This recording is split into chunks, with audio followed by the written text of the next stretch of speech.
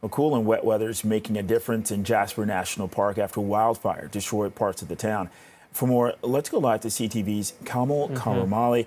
Okay, Kamal, what are residents of Jasper waking up to this morning? And I ask that because, from here, we're all watching this in disbelief. Yeah, very closely. I mean, it might be several provinces away, Bakari, but I think many of us, if not all of us, have some connection to Jasper, having visited the area or just seeing pictures of it. It really is one of the many beautiful natural gems of Canada, so it really hits close to home no matter where you live in this country. But right now, as you mentioned, cool and wet weather making a big difference in Jasper. The latest we're hearing from park officials in the last couple of hours, Bakari, is that the fire activity is, quote, significantly subdued. So some very welcoming news after hearing and seeing all the images, the jaw-dropping images on your screen right now. So the park posted that there's been up to 15 millimeters of rain since last night, and because more was expected today, the fire behavior is set to be calmer over the next day or so. The bittersweet news, though, is that the wind has also picked up and really, obviously pushes that fire into places where fire crews are still working to put it out.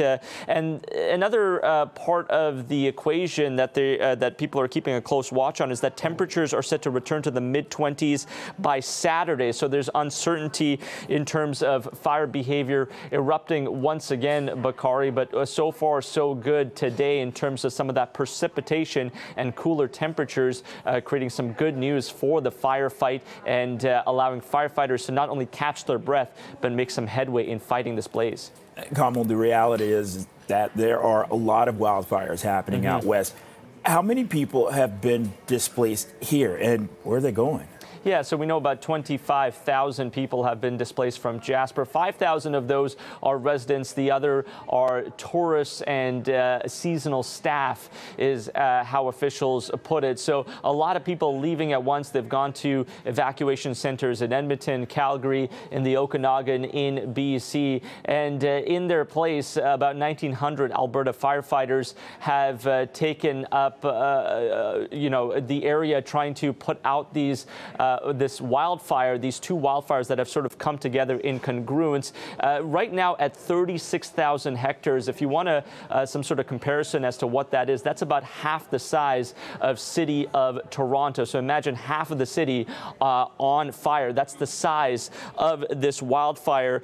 Much of the western portion of this township, about almost 50%, according to officials, has now been destroyed. So a big chunk, almost half, Bakari, has been destroyed. But we're also hearing from officials that the main critical centers, we're talking hospitals, wastewater treatment plants, as well as emergency services buildings, schools, they're still standing. So that's the good news there. We're also expected to hear from Emergency Preparedness Minister Sudgeon in about an hour's time, as well as from Alberta Fire. So we will get some new information at some point this afternoon, and we'll bring you the latest as it comes in, Bakari. Okay, Kamala, I know we're awaiting that update, but what's the outlook so far?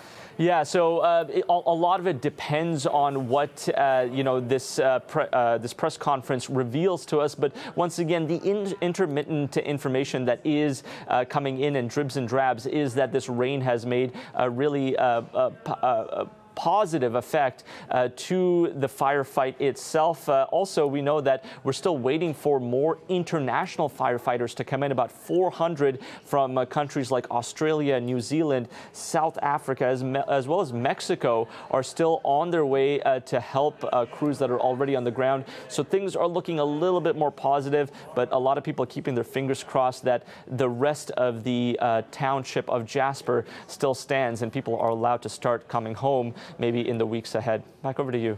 Okay, CTV's Kamal Karamali. Thank you. You're welcome, Bakari.